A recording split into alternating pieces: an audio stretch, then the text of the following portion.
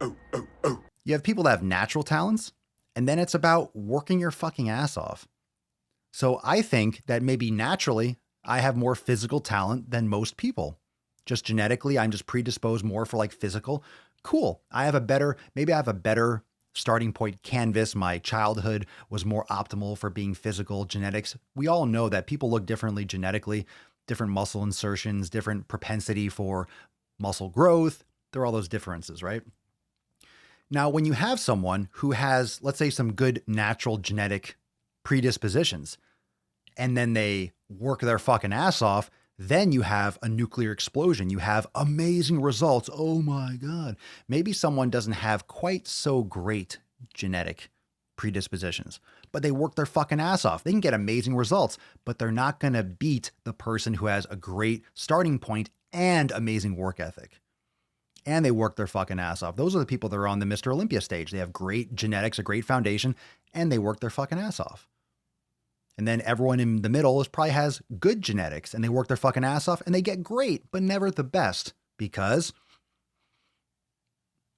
there's 7.5 billion people and someone's got to win. Someone's got to do better than you. Someone will always do better at something than you. You'll never be number one at everything. Okay.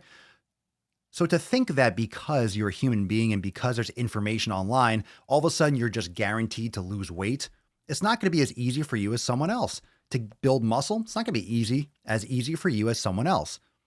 Simple? Yes. Easy? No, everyone's going to be different. You might have other medical conditions based on maybe your lifestyle habits, your genetics, whatever it is. So you have to overcome that. You can complain or you can work harder at it. There are physical benefits, aesthetics, and there's also health benefits. What we do know is that being a fat fuck and being extremely obese is not good for you. It's going to shorten your life. So we need to do better than that.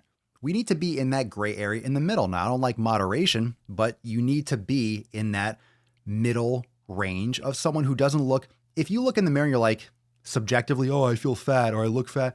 All right. There's certain types of people that would be like, oh, I feel fat or I look fat, but you're not really like fat. You need to get there. You need to get there where you don't look round. It's not that complicated. If you look like a fucking beach ball, you got to lose some fucking weight. It's not good for you. Do you have to? No, you don't have to. You're the one that's going to have to deal with it. You're the one that's living with it. You're the one that fucking lives with it. You're the one that's got to deal with that shit. Don't get offended. Deal with it. Or suck it up and be like, yeah, I'm fat. All right, I don't want to change. I'm too lazy to change. Own it and go through your life. Just trying to wake people up. Don't think it's okay. It's not okay. It's not okay to act average. You might work your ass off and never be more than average when it comes to physique, when it comes to strength. But depends on what you love doing. Do something that you love. Do fitness for fitness to be healthier. And then put your time and effort into something that you love so you can get better at that. If you love something, the reason why training a certain way that you enjoy, eating a certain way that you enjoy, doing whatever it is in a manner in which you enjoy, it's because you are more likely to stick to it. And if you're more likely to stick to it and to do it, you're going to stick to it and do it longer, more often, better. You're going to spend more time on it. That's why it's great if you find something you enjoy when it comes to fitness and nutrition. I'm going to tie this all together. You ready?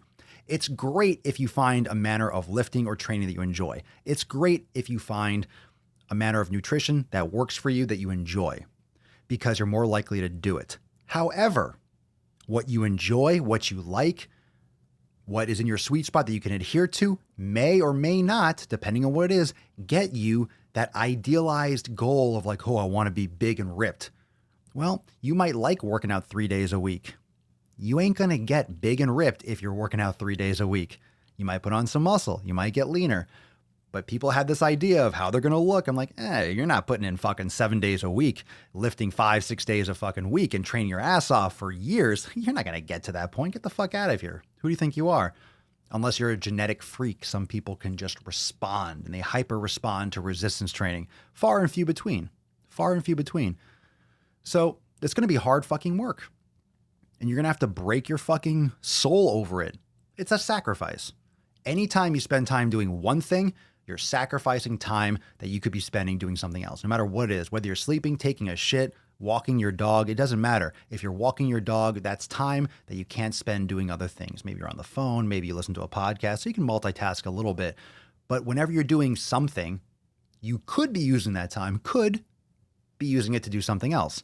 So you go to the gym? Sure. If I go to the gym, I'm sacrificing time I could spend sitting on my ass watching Netflix. I could be knitting. I could sew. I could go for a walk, but I'm lifting in the gym.